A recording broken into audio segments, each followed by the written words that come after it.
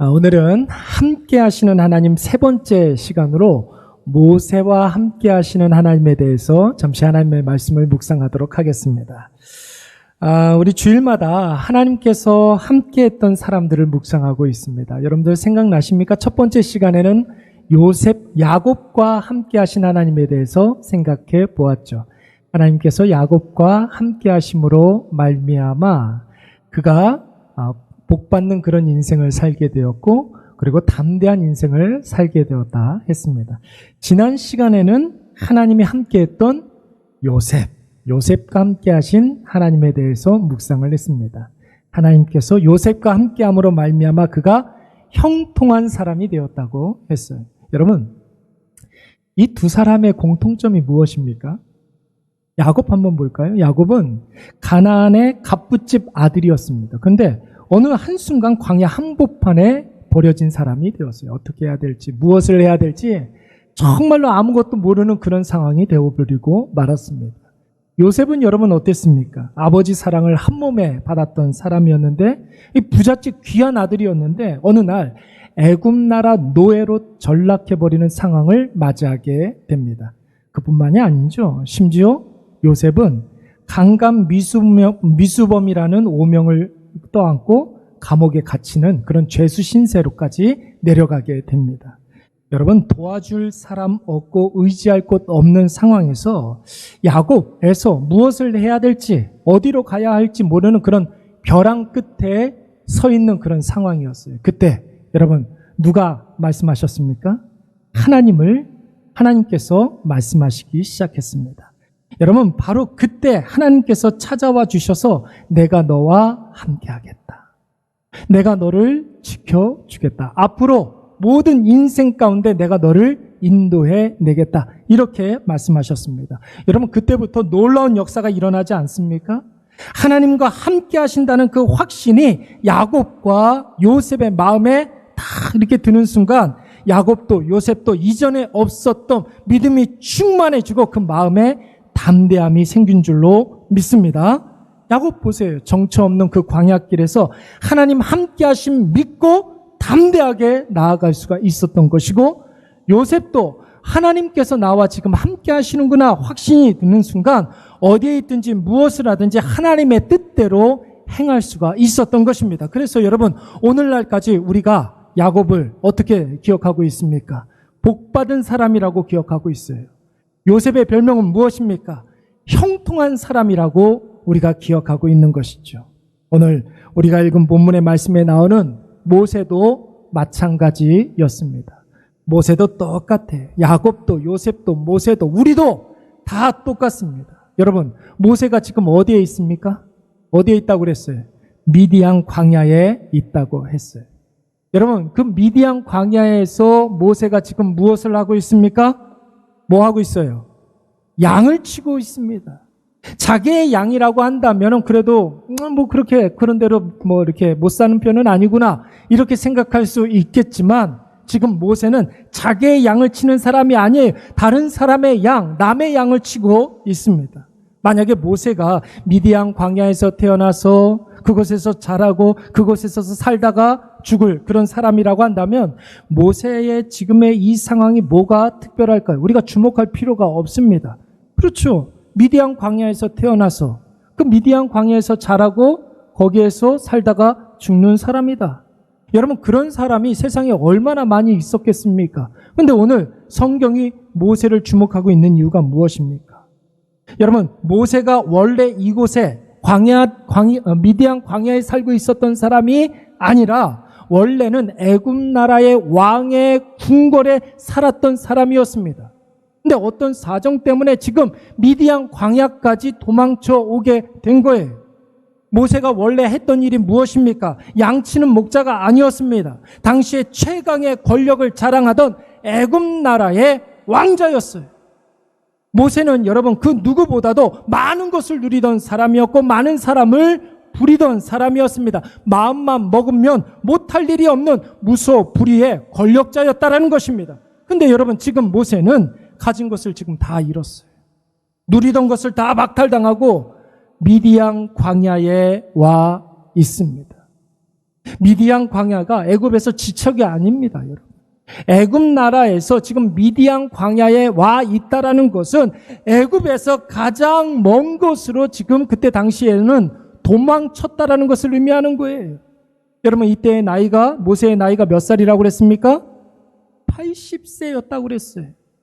이 80세의 노인 모세가 남의 양이나 치고 있다는 것은 지금 그가 아무것도 가진 것이 없다는 것을 의미하는 것이고, 그렇다면 여러분, 지금 이런 모습으로 살아가고 있는데 앞으로 기대할 만한 것이 있겠습니까? 없겠습니까? 앞으로 달라질 것도 없다라는 거예요.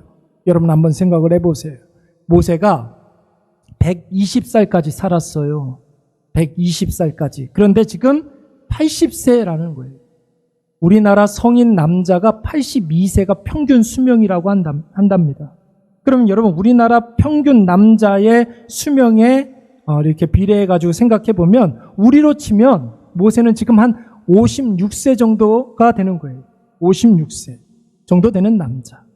여러분, 과거의 화려함을 다 뒤로하고 모든 것을 다 잃고 완전히 바닥까지 내려가서 아는 사람 아무도 없는 곳에서 지금 홀로 떨어져 있다면 여러분, 모세의 신세가 얼마나 지금 비참하겠습니까?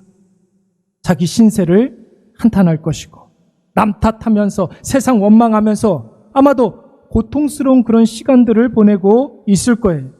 미래에 대한 소망, 장래의 꿈, 자기의 비전, 여러분, 이런 걸 어떻게 이런 사람에게 기대할 수 있겠습니까? 그런데 여러분, 꼭 기억하십시오. 바로 그때가 하나님이 선명해지는 시간인 줄로 믿습니다. 바로 그때 하나님이 정확하게 보이는 그런 시간들이에요. 완전히 바닥에 떨어져서 아무것도 가진 것이 없고 그 어떤 것도 바랄 것 없고 기대할 것 없는 그런 상황. 여러분, 야곱도 그러고 요셉도 마찬가지고 바로 그때 하나님이 찾아와 주셔서 그때 말씀해 주시지 않습니까? 아무것도 두려워하지 말라. 나는 너의 하나님이라. 내가 너와 함께하리라. 너는 절대로 불안해하지 말고 담대하라. 누가 함께하시기 때문에?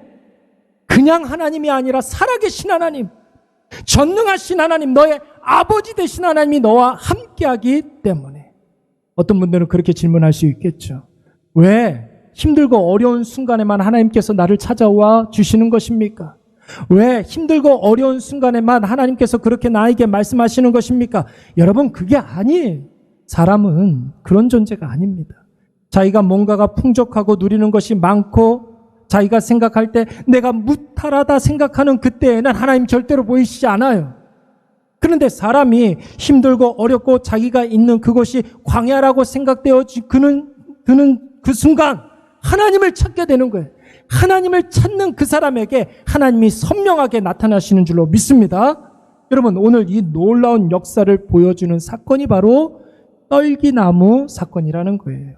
우리 다 같이 2절 말씀 한번 읽어보도록 하겠습니다. 우리 다 같이 2절입니다. 시작. 떨기나무 가운데로부터 나오는 불꽃 안에서 그에게 나타나시니라. 그가 보니 떨기나무에 불이 붙었으나 그 떨기나무가 사라지지 아니하는지라. 아멘. 여러분, 떨기나무는 뿌리가 있고 줄기가 있고 그런 어떤 일반적인 나무를 의미하는 게 아닙니다. 여러분, 우리나라에 떨기나무라는 게 있습니까? 떨기나무. 여러분, 오늘 본문에 나오는 이 떨기나무라는 것은 한번 상상을 해보세요. 황량한 광야에 바람이 막 이렇게 불면은 여기저기 흩어져 있는 나뭇가지들이 한 곳에 이렇게 모이겠죠. 여러분, 왜 우리 집에도 그런 거 있잖아요. 청소하지 않으면은 먼지들이, 평상시에 눈에 보이지 않았던 먼지들이 한 곳에 가가지고 이렇게 쌓이잖아요. 그렇죠? 그런 거하고 똑같은 거예요. 황량한 광야에 바람이 이렇게 불면은 이렇게 떠돌아다니던 나뭇가지 같은 것들이 한 곳에 모여서 이게 하나의 덤불이 되는 거예요. 그리고 계속 이렇게 덤불로 있다가 마찰이 있다 보면은 가끔 가다가 그 덤불에 자연 발생적으로 이렇게 불이 나는 그런 경우들이 있어요. 여러분, 나뭇가지 덤불이 얼마나 큰 불이 되겠습니까? 한 1분이나 타겠습니까? 덤불이 타게 되면 한 5분은 타겠습니까? 보통은 그러는데 오늘 본문의 말씀에 보면은 모세가 목격한 가시덤불에 붙은 이 불은 꺼지지 않는 거예요. 쉽게 꺼지지가 않는 거예요. 너무 신기해서 언제 꺼지나 이렇게 한참 보고 있는데 꺼지기는커녕 계속해서 불타오르고 있는 거예요. 여러분, 무엇을 의미하는 것입니까? 떨기나무는 가치 없고 보잘것없는 마치 먼지 같은 존재를 의미하는 거예요. 아무것도 아닌 그런 존재. 아무도 주목하지 않는 그런 존재를 이 떨기나무로 상징하는 거예요. 여러분, 성경에 떨기나무와 이게 반대되는 개념 뭐가 있을까요? 어떤 나무? 백향목 나무.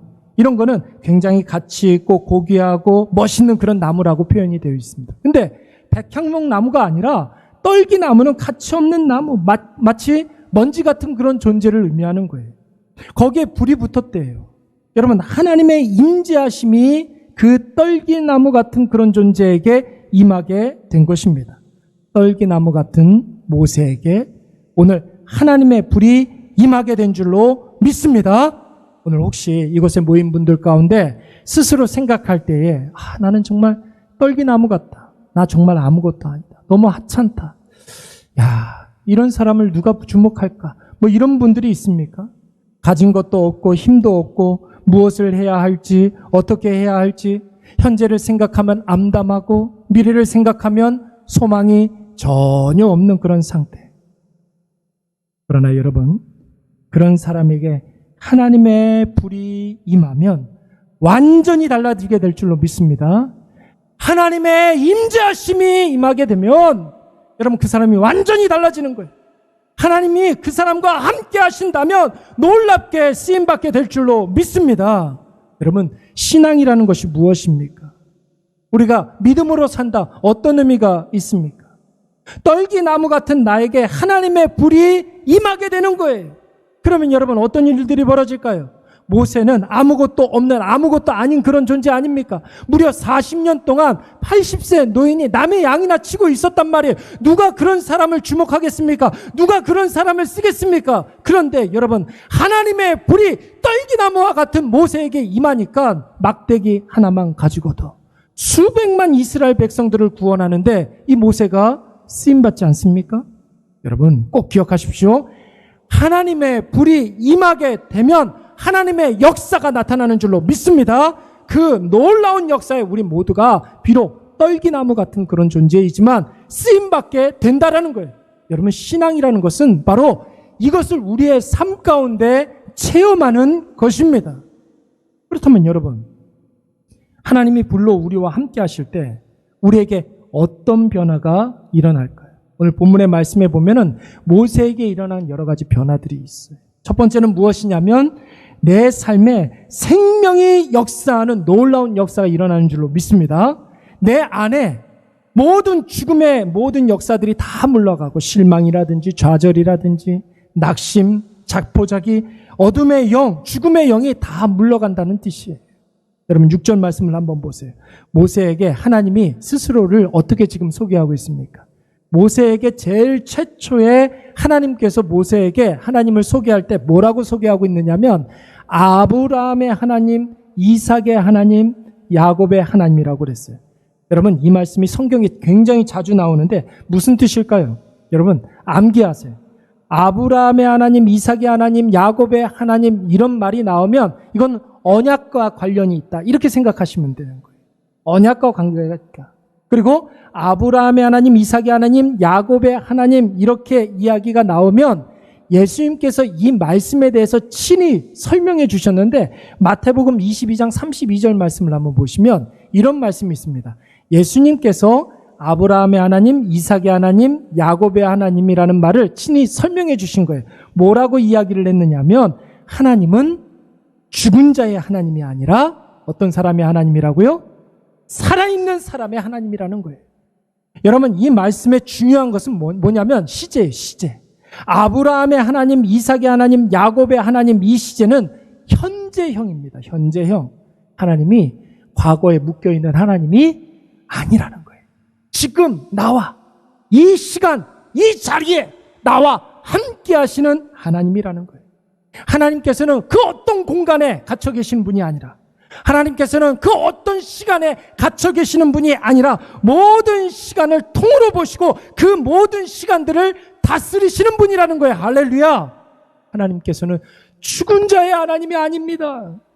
천국과 지옥, 물론 그것도 하나님의 영역이지만 그런 죽은 사람들에게만 적용되는 하나님이 아니라 지금 살아 숨쉬고 있는 모든 사람들에게 살아계신 하나님, 전능하신 하나님, 역사하시는 하나님인 줄로 믿습니다. 이 뜻이에요.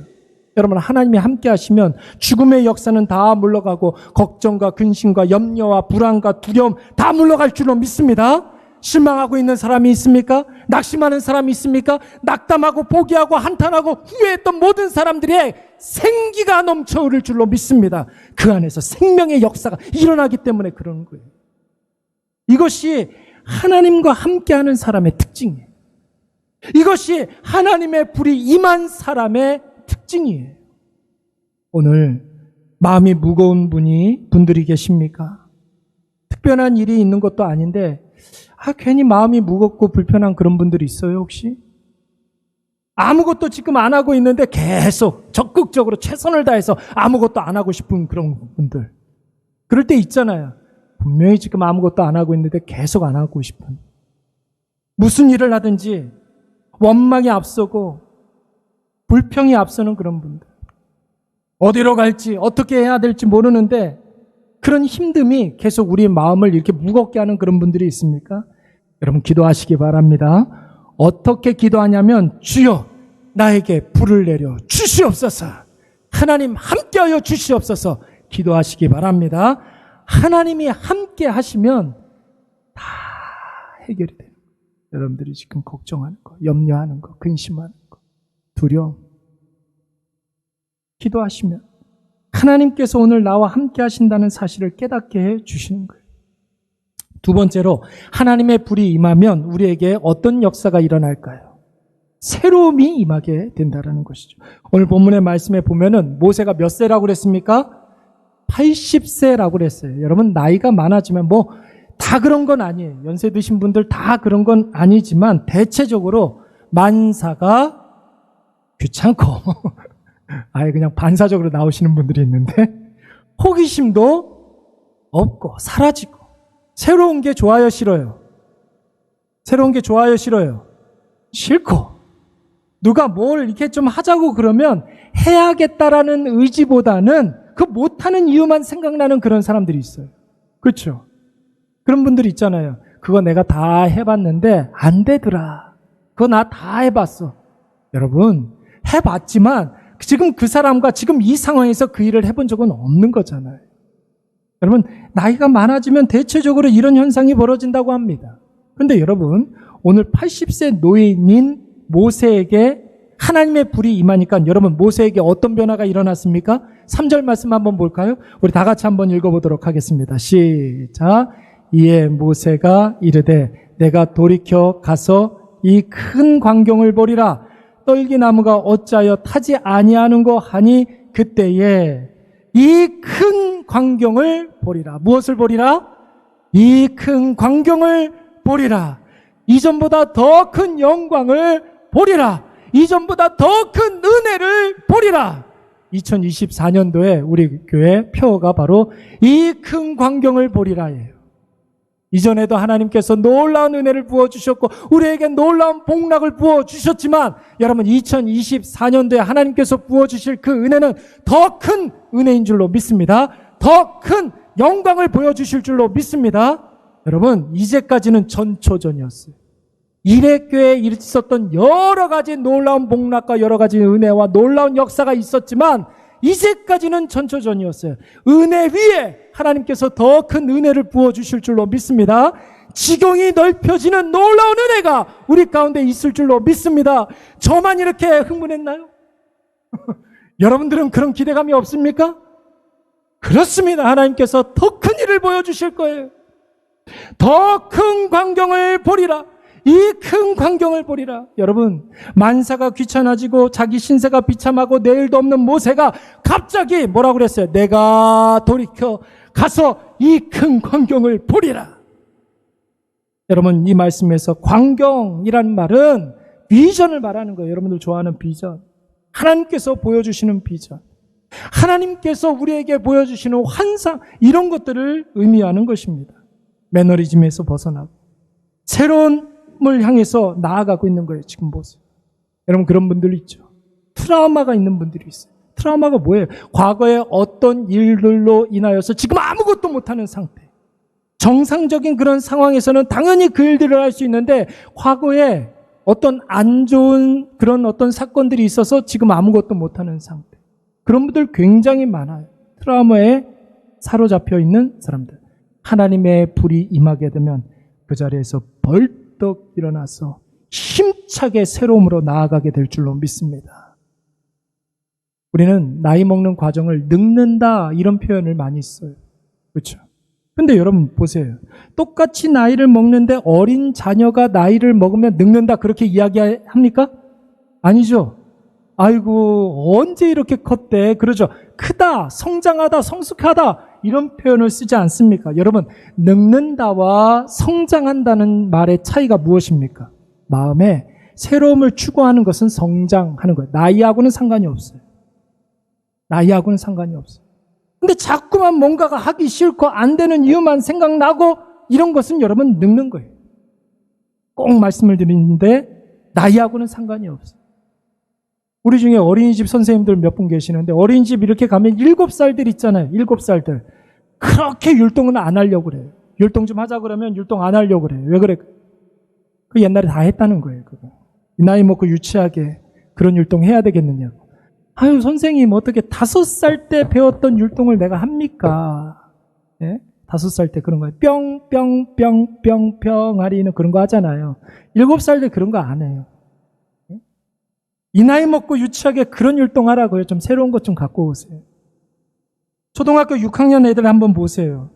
얼마나 학교 안에서 거드름을 피우는지 몰라요. 그러면서 5학년, 4학년 애들 이렇게 불러다 놓고 야, 나 때는 말이야. 이런 이야기 많이. 내가 네 나이 때는 너 6학년 한번 돼봐. 삭신이 쑤셔. 6학년 애들이 하는 말들이에요. 학교에서. 고등학교 3학년 애들 한번 보세요. 고등학교 3학년 세상 다 살았어요. 늙었다는 표현을 세상에서 제일 많이 쓰는 나이가 19살이래요. 예. 아, 이제 내 인생도 꺾였다. 막 이러면서. 아이고, 20대 마지막이네. 나도 꺾이는구나. 막 이런 말 많이 쓴단 말이에요. 그래서 여러분, 우리 삶에 새로움이 필요한 거예요. 새로움. 제도가 필요한 겁니다. 단계가 필요한 거예요. 여러분, 7살이 8살이 되어서 초등학교에 들어가면은 새로운 어떤 환경에 갖다 놓으면 호기심이 막 생기잖아요. 그렇죠? 그러니까 1학년이 되는 거예요. 여러분, 초등학교 6학년 애들이 중학생이 되어서 이렇게 교복 입혀놓으면 얼마나 귀엽습니까? 그렇죠? 저는 다른 애들도 다 이쁘고 좋은데 초등학교 6학년에서 중학교 1학년 이렇게 넘어가면서 애들 머리 이렇게 빡빡 깎아놓고서 교복 이렇게 입혀놓으면 너무 귀엽죠? 그렇죠? 요즘은 머리 안 깎나요? 그렇죠. 저 그랬어요. 제가 초등학교 6학년에서 중학교 1학년 이렇게 올라갈 때 스포츠로 빡 깎고 그때는 뭐 교복은 없었지만 얼마나 귀여웠는지 뭐 지금도 이렇게 이쁜데 그때 얼마나 이뻤겠습니까? 그랬단 말이에요. 여러분 고3 아이들이 대학생이 되면 뭐라고 그래요? 프레시맨 그러지 않습니까? 신선한 그런 존재라고 그럽니다. 여러분 인생에 새로움이 깃들게 되면 삶에 호기심이 생기게 되는 거예요. 뭔가를 자꾸만 배우려고 하고 뭔가를 자꾸만 적극적으로 하려고 합니다. 새로움이 깃든 인생. 하나님이 함께 하시면 하나님이 우리에게 새로움을 허락해 주실 줄로 믿습니다. 주저앉았던 자가 다시 벌떡 일어나서 새롭게 시작하고 낙심해서 쓰러져 있던 자가 회복되어서 함께 힘차게 뛰기 시작하는 거예요. 여러분 하나님께서 어떤 분이십니까? 다 죽어가는 이스라엘 백성들, 유다 백성들에게 뭐라고 그랬어요? 이사야서 43장 말씀에 보니까 19절 말씀에 보라 내가 무슨 일을 행하리니? 새 일을 행하리. 하나님 새 일을 행하시는 분이에요. 우리에게 새로움을 허락해 주시면서 새 일을 행해 주시는 거예요. 하나님께서 우리에게 새로움으로 나아가게 하시면 광야에 뭐가 생긴답니까? 길이 생기고 거칠은 그 광야에 황량한 그 광야에 16찬들을 시온의 대로가 쫙 뚫리게 될 줄로 믿습니다. 광야 같은 우리의 인생 가운데 하나님께서 닦아주시는 광야에 그 16차선 시온의 대로가 쫙 뻗쳐진다고 생각을 해보세요. 2024년도부터가 시온의 대로의 시작이 될 줄로 믿습니다. 뿐만 아니에요, 여러분. 사막에는 뭐가 있으리니? 하나님께서 강을 내려주신다는 거예요. 폭포수와 같은 강물을, 넘쳐흐르는 강물을 우리에게 부어주실 줄로 믿습니다. 폭포수와 같은 강물. 그러므로 지금 아무것도 하고 싶지 않은 분들, 이상하게 무기력한 분들, 삶이 그저 고달프게 느껴지시는 분들, 여러분 예배, 말씀, 기도에 집중하시기 바랍니다. 하나님의 불이 임하는 시간이에요. 네? 예배 시간에 불을 받는 시간이에요. 지금 누가 제일 뜨거워요, 지금?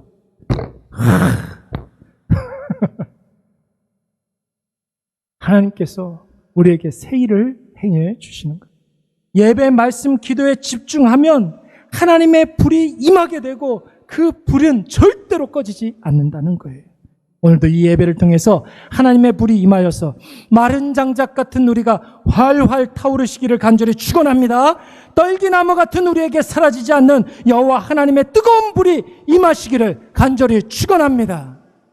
그렇다면 여러분, 하나님이 함께 하시면 우리에게 죽었던 자가 다시 살아나고 주저앉은 자가 벌떡 일어나고 무기력했던 자가 다시 시작하는 놀라운 역사가 일어나는데, 그러면 여러분 우리는 무엇을 해야 되겠습니까? 우리도 뭔가를 해야 되지 않겠습니까? 그냥 나는 아무것도 안 하고 가만히 있으면 하나님께서 알아서 생명도 주시고 새로움도 주시고 열정도 주시는 걸까요? 우리 다 같이 5절 말씀 한번 읽어보도록 하겠습니다. 5절 시작.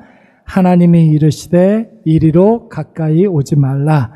네가 선 곳은 거룩한 땅이니 내 발에서 뭘 하라고요? 신을 벗으라는 거예요. 이게 첫 번째 명령이에요. 여러 가지로 해석할 수 있지만 대체적으로 공통적인 해석 방식은 무엇이냐면 나의 모든 권리를 다 하나님께 위임한다는 거예요.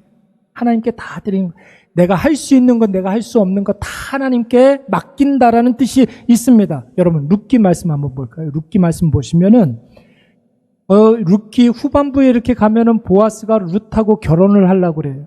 그 마음에 룻하고 결혼을 해야 되겠다 이런 마음이 듭니다. 그런데 한 가지 걸림돌이 있었습니다. 뭐냐면 보아스보다 룻하고 더 가까운 친족이 그 마을에 있었던 거예요.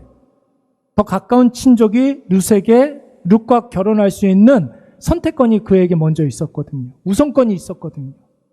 그런데 그 친족이 그 모든 기업을 다른 사람에게 위임한다. 내가 그 권리를 포기한다. 이런 의미로 했던 일이 한 가지가 있었어요. 그게 뭐였을까요? 자기의 신발을 벗어서 던졌어요. 누구에게? 보아스에게. 무슨 뜻이에요? 내가 룻하고 결혼할 수 있지만 그 모든 권리를 보아스에게 넘긴다. 이런 뜻이 있는 거예요. 여러분 한번 보세요. 동서고금을 막론하고 노예의 특징, 공통점 하나 있죠. 뭐예요? 발에 신발을 신은 노예를 본 적이 있습니까? 노예는 신발을 신지 않아요. 왜요? 도망가지 못하도록 신발을 신기지 않는 거예요. 근데 그보다 더 큰 의미가 있어요. 내 마음대로 다닐 수가 없다는 뜻이에요. 신발을 신기지 않는 이유는. 내 모든 권리는 누구에게 있다? 주인에게 있다라는 거예요. 아담과 하와가 범죄했을 때 하나님께서 가죽 옷을 입히셨잖아요. 가죽 신발은요, 어디서 왔습니까? 사람의 생각이. 사람의 필요에 의해서 사람이 만들어 신은 거예요.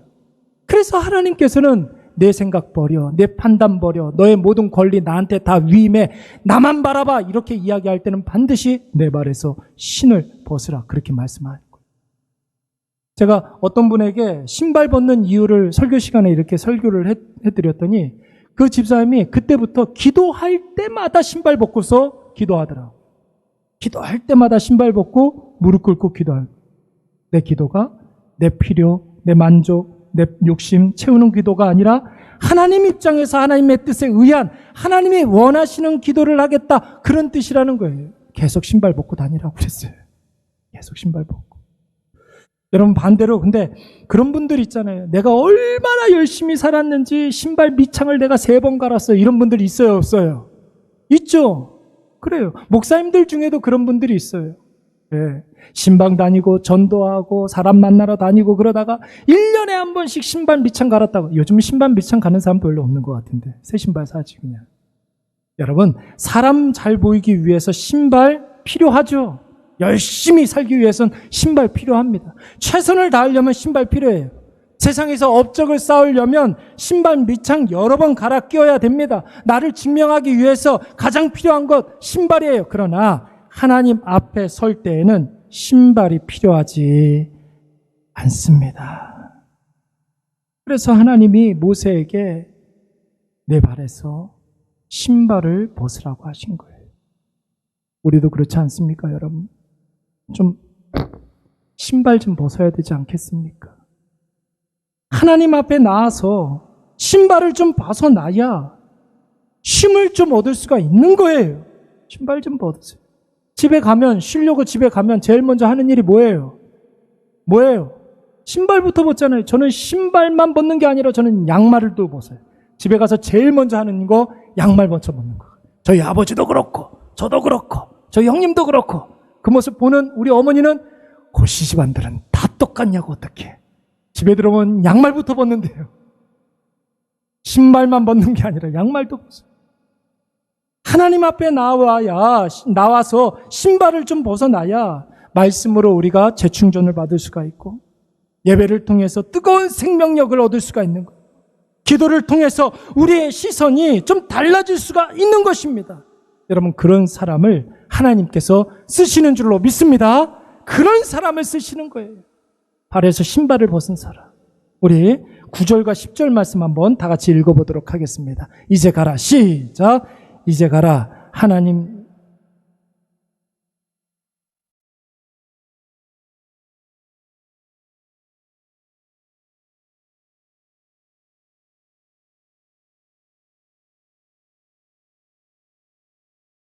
아멘. 하나님이 모세에게 불꽃으로 임하셔서 생명 주시고 새로움 주시고 끝냈습니까? 그러지 않았어요. 생명 주시고 새로움을 주셔서 쓰고자 하신 줄로 믿습니다. 은혜 주신 이유가 뭐예요? 쓰고자 하시기 위해서. 우리에게 믿음을 주신 이유가 뭐예요? 믿음 사용하라고. 쓰고자 하시기 위해서. 하나님께서 우리에게 생명 주시고 새로움을 주시고 열정을 주신 이유가 뭐예요? 사용하시기 위해서. 어디에? 풀어주는데, 해방시켜주는데, 살리는데, 회복시켜주는데. 여러분, 생명을 얻은 자가 해야 할 일이 무엇입니까? 생명을 얻게 해야죠. 생명 없는 자에게.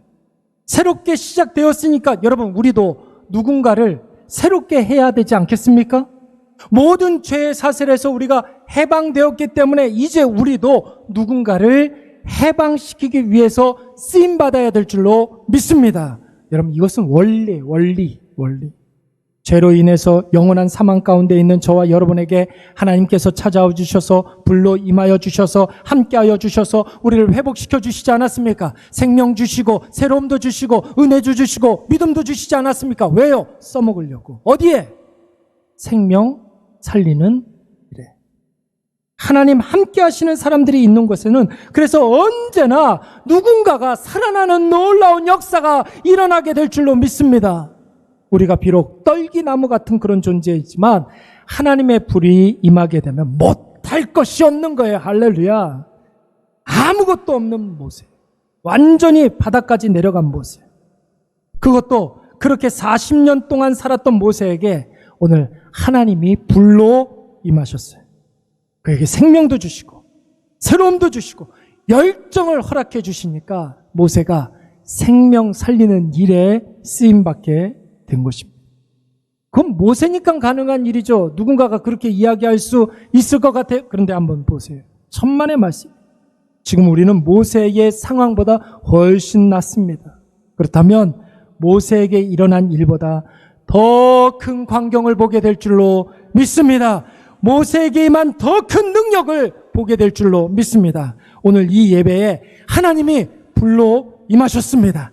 하나님의 불이 저와 여러분과 함께 있는 줄로 믿습니다. 절대로 떠나지 않는 하나님의 불. 여러분, 그 불이 오늘 우리와 함께 하십니다. 우리 12절 말씀 다 같이 읽고 기도하도록 하겠습니다. 12절 시작.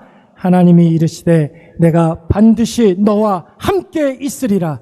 네가 그 백성을 애굽에서 인도하여 낸 후에 너희가 이 산에서 하나님을 섬기리니 이것이 내가 너를 보낸 증거니라.